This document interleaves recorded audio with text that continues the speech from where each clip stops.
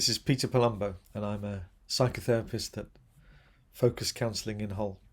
Today is National Psychotherapy Day, something I wasn't aware of until I opened my inbox last night. So I'm not sure how universally celebrated it is, or even whether this is the first one.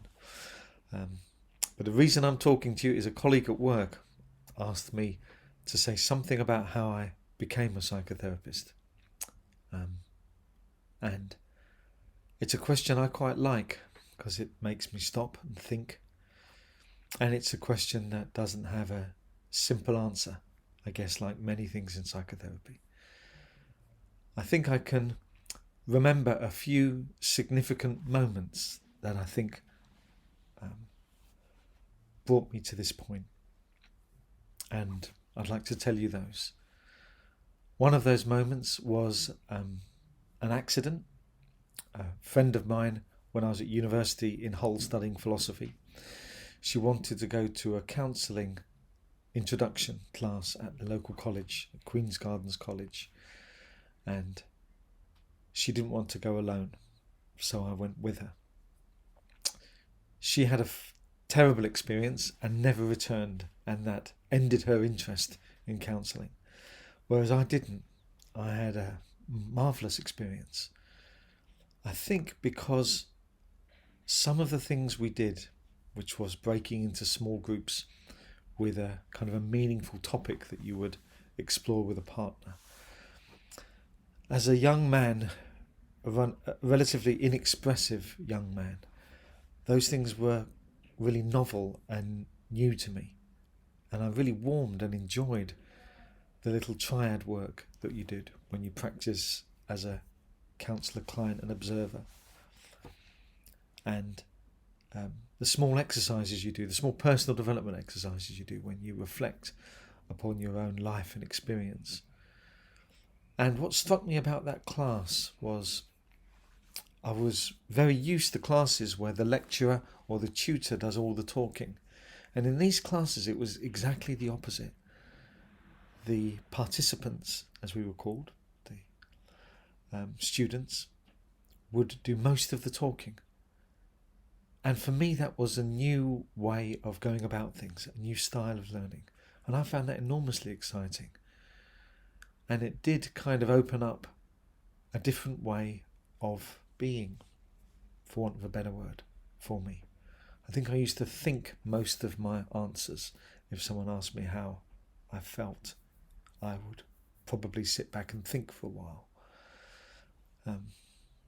Whereas the things I was doing in that classroom were different. I was tuning into myself differently. And to me, that was something different.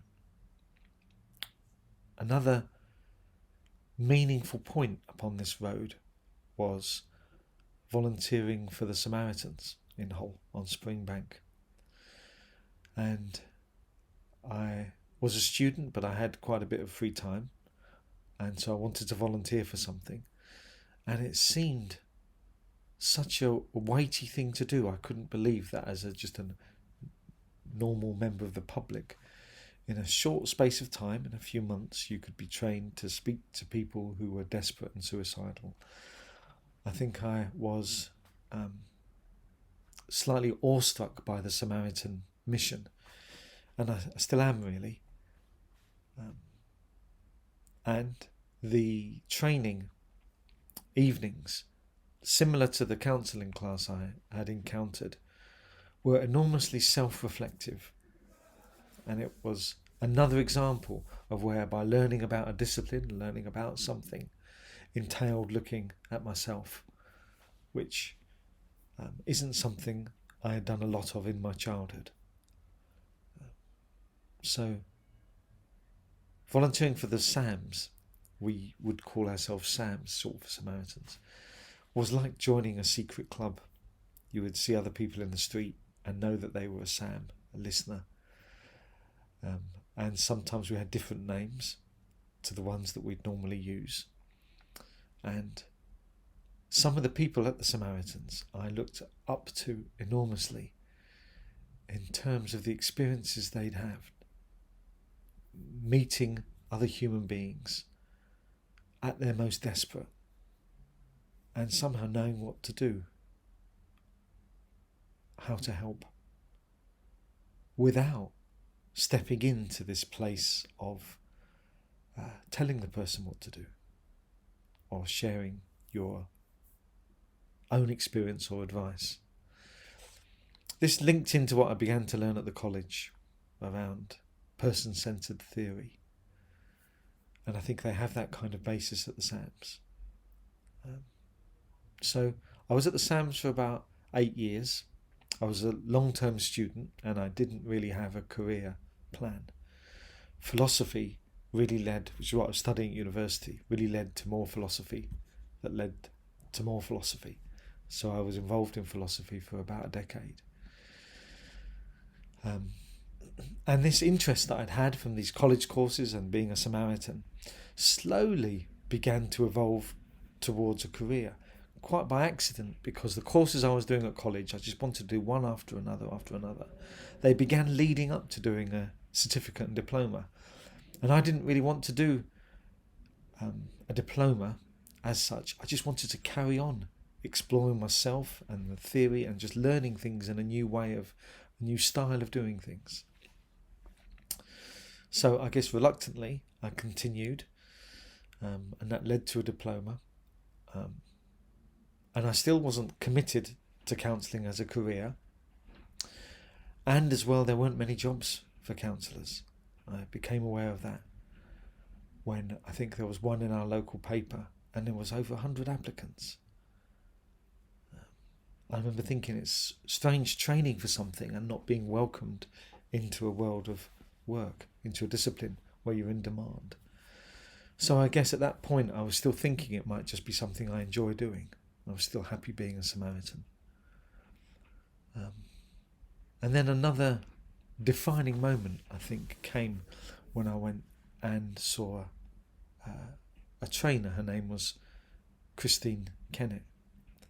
And it's interesting that this should come up now, as tomorrow I'm reading a poem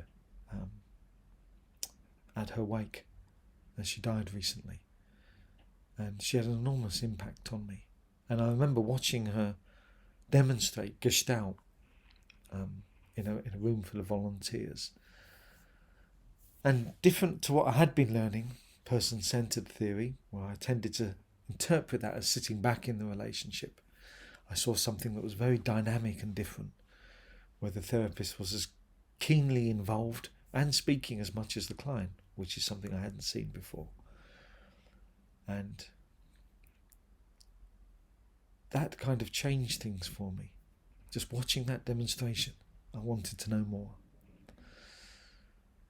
Gestalt Psychotherapy Training, that was a commitment. That was 4 years. I took 10. So I was in no hurry, still in no hurry, really, to go anywhere, which I think probably helped my style of development and my life situation. But that was a huge world to enter, because Gestalt is so rich philosophically, and I was coming from a background in academic philosophy. It's so rich philosophically, and it has strands of things I'm interested in. It's a strong strand of Buddhist influence, existentialism. And there's these rich pillars, as they can be called in Gestalt, to explore.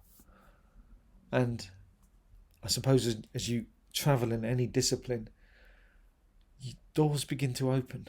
And as you begin to think you know something, you open another door and there's a whole new world to unravel and explore.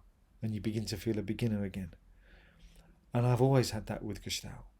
I think that was about 20 years ago now, maybe more.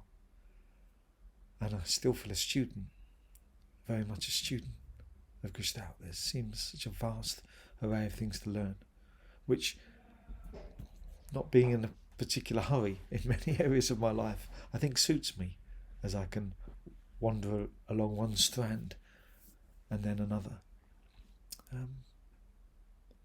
And then the world changed for me when counselling, psychotherapy,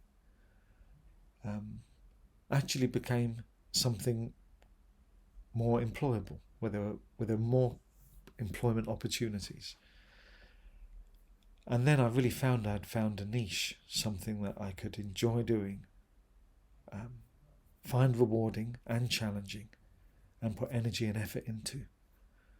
And you get, sometimes at least, you see the benefits, making a difference to another human being.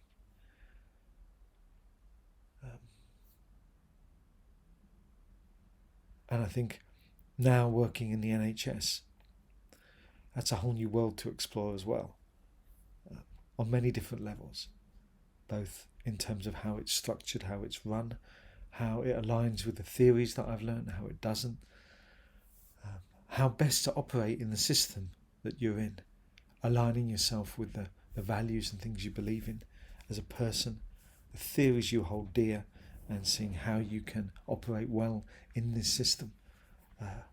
And I believe in the mission of the NHS and what we do, even though it's an imperfect system, and sometimes I would like it to work differently.